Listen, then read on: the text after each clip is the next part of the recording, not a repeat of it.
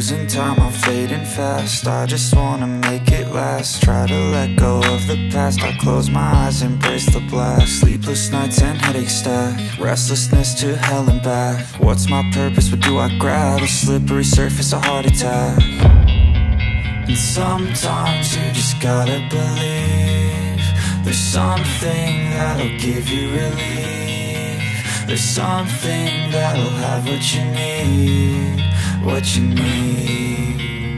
We're broken, it's tragic, we're not all elastic, but maybe there's magic, believe you could have it. And I know of sadness, the anxious and panic, the infinite vastness of all that is blackness.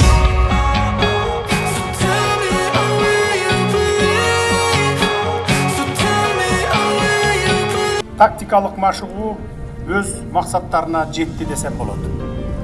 Машыгуулардын жыйынтыгында өздүк курамдын чеберчилиги артып, ар кандай күч жана каражаттардын биргелешкен аракеттери жогорулап, коопсуздукту камсыздоо тутумун өркүндөтүү ишинде жаңы багыттар пайда болоруна ишенем. Эл аралык терроризмге каршы күрөшүүнүн негизги шарттарынын бири мыйзамсыз куралчан түзүмдөрдү күч менен басуу тажрыйбасы, радикалдуу күчтөрдү жана террордук көрүнүштөрдү алдын алуу саясатынын айкалышы болуп саналат.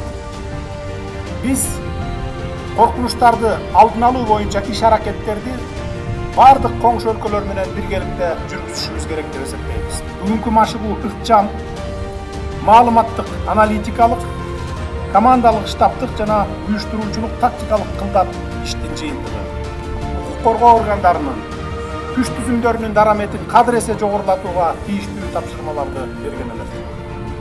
Биз күбө болгон иш-чарада коопсуздукту камсыздоонун, түзүмдөрдүн дараметин жогорулатуунун өнүгүү темпи байкалып турат.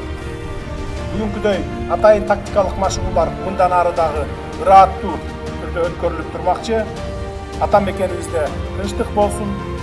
Мекен коргоо чегинде турган ар бир жоокерге чың ден соолук, бекем эрк, ар намыс каалайм.